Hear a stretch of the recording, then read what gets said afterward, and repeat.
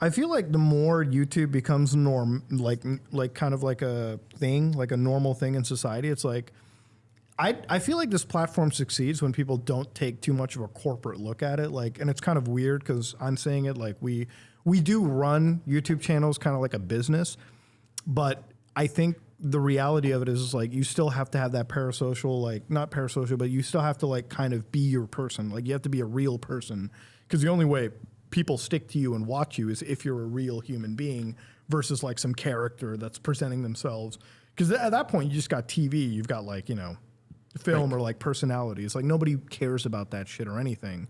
And that's why like for anything that I do, even for like videos or like podcast stuff, it's like having a baseline structure is okay, but it's like even for videos, it's like I Google Doc my stuff just so I don't get lost in the stuff that I say. But other than that, it's like be a real person. Otherwise, nobody's going to watch you. And I have like this one rule when I'm like editing the videos together, because I always edit my own stuff. Like when I edit it, I'm like, still edit your own shit? I do it because like I know how to do it. Like I have a whole system for it. Like when I record stuff, I have a script that like auto aligns, auto sets up, pre-edits everything, and then I just do the final stuff myself. But I do it because like I've hired editors in the past who are like, they try to make it look so fucking flashy. And I'm like, that's not my video, right? Like my video is just a fat Indian guy sitting on a fucking computer talking about shit. Have you tried going to Fiverr? Dude, like, well, if I go to Fiverr, I just got my own guys. Like, what the fuck? Do the accent. Like, I go to Fiverr, I'm like, You end up taking a Fiverr gig for your own video? You're like, oh. You listen, man. You're talking back. I write the email. I write the email. I walk away. I'm like, shit, what's that ping doing? No, but it's like even with like hiring an editor. Like anytime I hired an editor, they like always go to like that deep. It's like every editor that I hire is like from the fucking state of like California. It's like, bro, I gotta get like fucking crazy stock footage. I'm like, dude, it's like this is a discussion I've had with editors. I'm like, it's a literal discussion. I'm like, I'm a fat Indian guy recording videos on the internet. Okay, that's all you need. Right? Like, bro, you don't need to have like the fucking CGI. This is not Marvel, okay? Like, this is YouTube. Chill the fuck out. I need to build an After Effects logo. It's so crazy. Yeah. Like, dudes will come up with the craziest effects, and I'm like, I can do this faster than you, so fuck you. I'm not going to bother paying you. I can do this in half your fucking time and call it a day. And, like, honestly, for me, like, YouTube is, like, again, that side, like, job, so it's like I can sit down. It's really, like, a relaxing thing, right? Like, come home from no, I wouldn't say like my job is a shitty 9 to 5. I enjoy my job. It's just coming home from it. It's like, you work a lot. You legitimately still have a 9 to 5. Yeah, I have a 9 to 5. Dude, he works in hours and hours. That's what, like, this is why I respect it. How many subs do you have on YouTube? I think like 3.4 or 5 million or something. I don't know the exact 3.5, like 3.5 million. We'll say that. And you're still doing multiple 9 to 5s where you're running different businesses. You were talking about Q4 I'm the CEO of our own company. Like I'm the CEO of like our own group. We do a lot of like property and like asset investment around where we live. We're getting into construction and everything too. So it's like for us, like my job is a 9 to 5 every day. Like this is my day every day. Like I wake up at 7 o'clock. Like I was telling you yesterday, I'm like I usually go to bed by 10. I wake up at like 7. Get ready for meetings. Get ready for fucking work. That's why I talked about the Hassan stuff. I'm like, bro. You want to talk about social battery? Like 7 is when I get up. I got to be in meetings every fucking day. My work day doesn't end until like 4 p.m. That's when I get like a chance to open up the Premiere Pro project file for the video, and I get to work on that, and then I get to upload that a day later. Like it's fucking insane. Well, and it's like even more is you upload how many videos a week? A day. Like I upload it every day. Jesus. This is why exactly, Christ. and why I always tell people I'm like this. Like you would be an individual. It's like, hey, you're welcome at Unsub. We would hire you fucking any day of the week. You're good. You don't need. I don't believe in days off. Like I literally can't believe in a day off. Like I feel guilty anytime I take a fucking day off.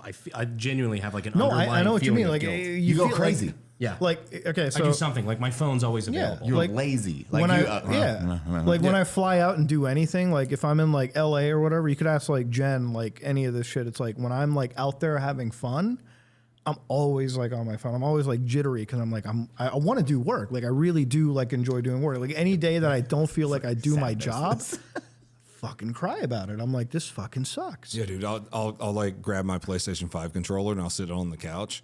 And be like, oh, I'm gonna have a nice relaxing night. Like last night, I was wanting to play Final Fantasy VII Rebirth. Such a good game. And I sat down and I was like, no, I need to go work. And I went upstairs and started typing up a script for my next video. And that's like the difference. And we always talk about every once in a while.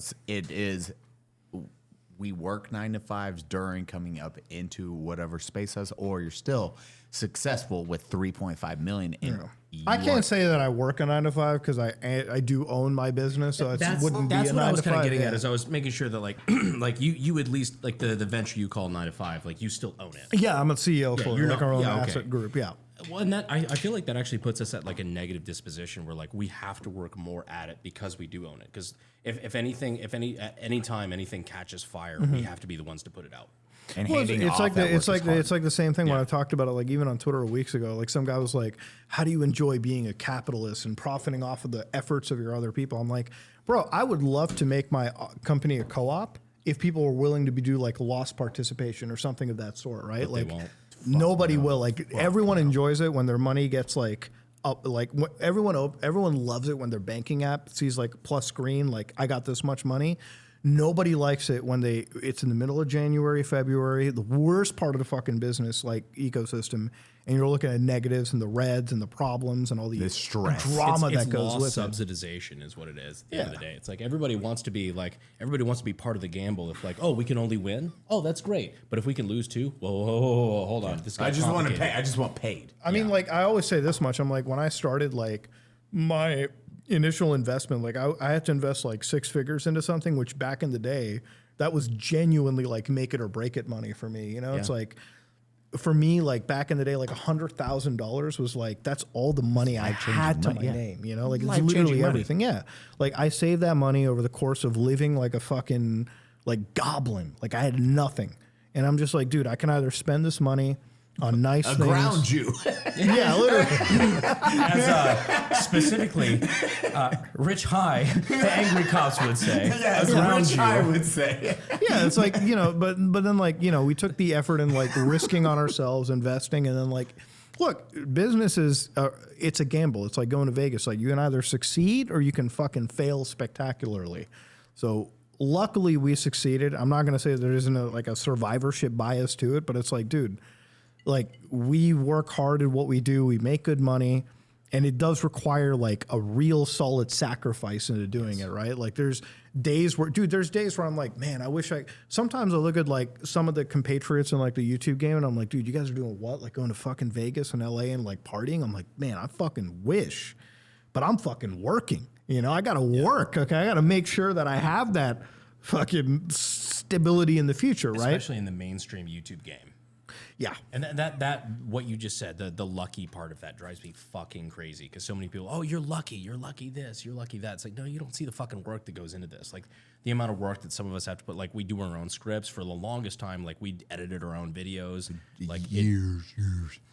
It culminates to years of experience where we're able to do this, where we're fortunate enough to be in a position where we can hire other people to do the jobs that we know. And it's how even to do. tough to hire other people too, because once It's you've almost been impossible. Because once you've been doing something, you're like so fucking anal about what your video is supposed to be. Like you talked about mentioning scripts, but it's like I'm sure it's difficult for you to hire people for scripts too, because you're like, my videos have been made in such a specific way for so long that it's like you better match my style to a T. Otherwise, It took me so long just to hire an editor. Yeah. It took a year. It took 6 years before I hired an editor. I pushed you into fucking hiring an editor, and I've been looking for a writer for 2 years. I haven't found one.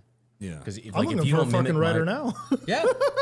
If you think you're a good writer, Yeah, guys, if you want. no. But all jokes aside, like literally, like you need somebody who can flawlessly imitate your style that you can again craft after the fact. But you also, you're saving 80% of your time by then, being able to work it in yourself. But Yeah, it worked out. It got to the point where like the only editor I could find, because dude, I've hired like 6 editors over the years, and like a couple of them were like, oh, I can't look at police killing people.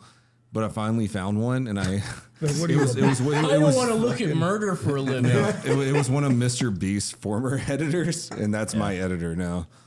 And you're like, hey, this actually works. But it took you years to get there. And it's still, he's like, still edit your videos, refining the craft during your 9 to 5. I remember looking at I'm lucky to be able to edit it because like that's a knowledge base that I've had. So I think it's a little bit different because it's like I know how to like properly optimize and edit the flow. If I didn't know how to edit videos, I'd definitely fucking hire an editor. But I feel bad usually, for G-Man yeah. because he has me.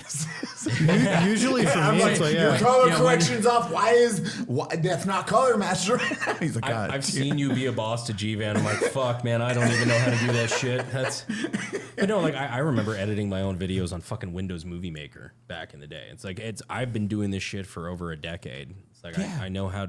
We all kind of have a background. Bro, I think that's what separates like the good YouTubers from like the fucking wannabe YouTubers, right? Like we talk about how, look, I'm gonna give like fucking people credit for saying that this is like a hard job in a way because it can be a hard job because you don't turn yourself off, right? Like you're always on the internet, you're always looking, you're always signed on, right? It's not this whole career is not a 9 to 5 where you chalk out at 5 p.m. and like you can turn your brain off. That said, however, it is a very fruitful, rewarding career if you manage to make it very successful. That does mean that you put a lot of work into it, you put a lot of effort into it. And, you know, for some people, it's like either that effort doesn't pay off at all or it pays off in fucking massive dividends and you got stuff like this going on. So it is one of those things. But I would say at the end of the day, what you're looking at is a dream job if you can make it absolutely work, right? And you know, it is a job that you'll learn a lot about the whole industry. You learn about every aspect of it in like tandem as you do it, right? Like if you start off doing YouTube for the right reasons, you learn your script writing, you learn your editing, you learn your fucking publish, you learn your social media. You pick up so many skills along the way that even if it so many along the way. even For if example, it doesn't work, like thumbnails specifically, like Thumbnails and titles. I don't even know hiring the a thumbnails, dude. I editor? just stretch my ass on the thumbnail and call it a day. Well, I mean, hiring a thumbnail editor, it's like, dude, how the fuck do you explain what a good thumbnail is? It's all instinct. Dude, Like, if you don't have the instinct for it, you're I went fucked. up to a thumbnail editor on Discord that like fucking talked shit about me. So there was a thumbnail where I like stretched my ass on the fucking thumbnail, like literally goat-seed myself. And I'm like, this is gonna fucking do more numbers than what you have. And it It was fucking me. did, I guarantee it was it did. fucking crazy CTRs. I'm sitting over, it's like, you could hire me for thumbnail work. I'm like, hold on there, chief. I can do better than you. I sent him a thumbnail of me stretching my ass on the camera, like literally for the video, right? Like it was a video about like getting fucked by anti-cheats and shit. So I'm like, it made sense. It wasn't out of nowhere. I stretched my ass. I'm like, this is gonna Chef fucking do Boyardee numbers. review, and it's like you stretching your asshole. Like part of me, I'm like, I'm gonna do this, and it's like, it's not gonna do my numbers. And I'm like, oh, what's your numbers? Okay, give me your percentage. Fucking doubled that dude's percentages like the next day. I'm like, get the fuck out of here. To this I day, know how it works. To this day, I still do my own thumbnails, like on my phone. Yeah. Yeah, I've seen it. Yeah. I will sit there for like fucking 30 minutes before a video goes up. I'm like, shit, I got to Photoshop a thumbnail real quick. And like, I still do everything. Your last one you just redid, and you're like, I had like 30 layers on this one. Yeah, no, I straight up have a Photoshop app on my phone that I just like, you know, whether it's PNG assets or whatever for like blood splatter, I'm like, I have a vision that I'm like, I know this will do well with the title thumbnail I've got in mind. Because like, that's just how we have to think. Oh, yeah. Because like whether your content's good or not, if your thumbnail and title is ass, nobody will ever watch it. Yeah, we have in our group chat, like we throw each other's thumbnails around and we all like ideate for 24 hours over like how we should do this thumbnail to make it better. That's why you don't want to do YouTube, guys. Like, holy shit, this is what you're doing on a Friday night, sharing thumbnails.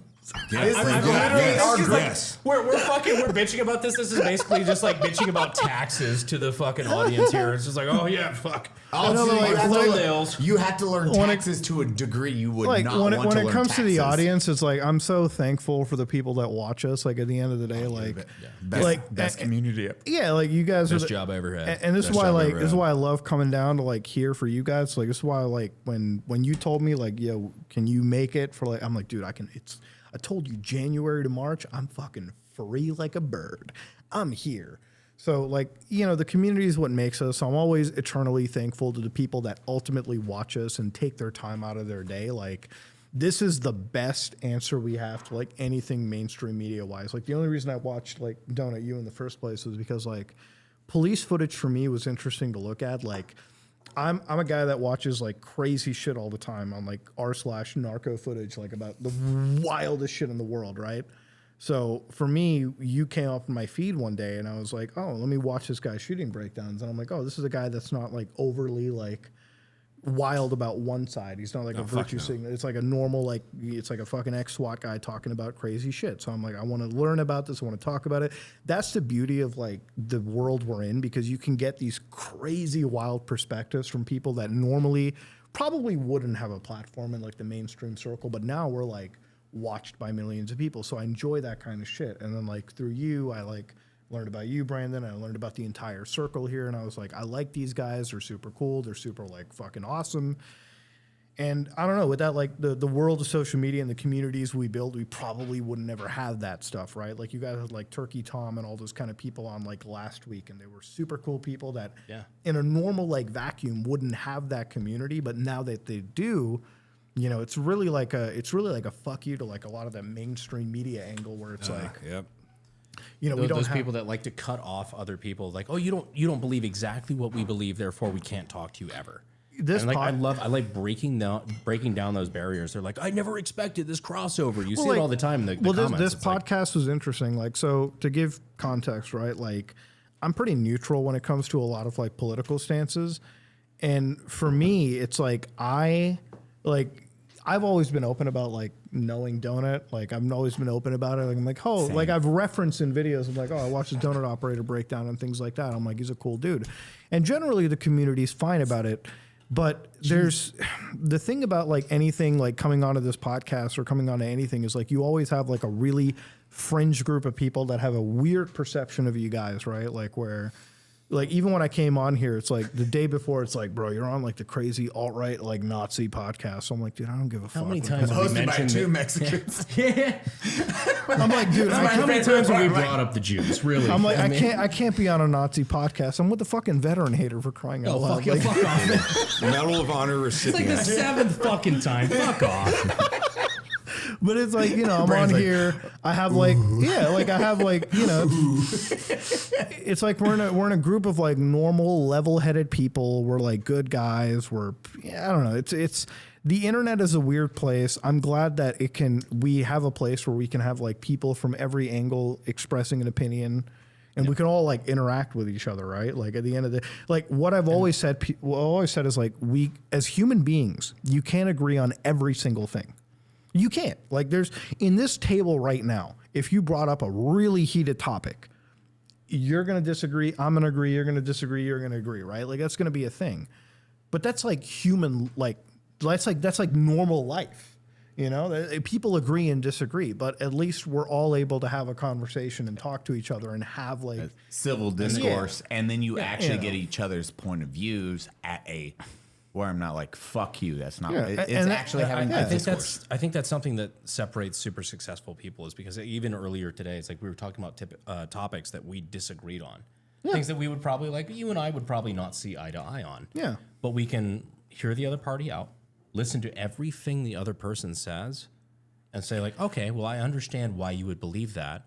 But here's why I disagree with it. Like and not at the end of the day, like we can disagree on something without wanting the other person to die in a hole. Yeah, like people like listen, you guys I've always said like if you want to get into like my politics or something like that, I'm probably a little like center leftish or something. That's probably where you want to get into. Like I'm a little baby Democrat in a way too. That's just how I guess I've been raised. And it's kind of the standard thing for like an immigrant or something, but it's just you know, when I was coming to this show, it's like, it's funny because people are always like, yeah, Brandon Herrera is like a fucking Nazi or like Donut Operator. He said the N-word one time or something. I never did. I'm like, and that's the thing. When that was brought up, I'm like, what World of Warcraft session was this in? All right, you got to tell me. I love all the, like, it is the fake shit that it just comes out. It's like, we've heard it multiple times without saying anything. It's like, oh, fucking how we covered George Floyd. Cody's like, I never talked about George Floyd once. Not once.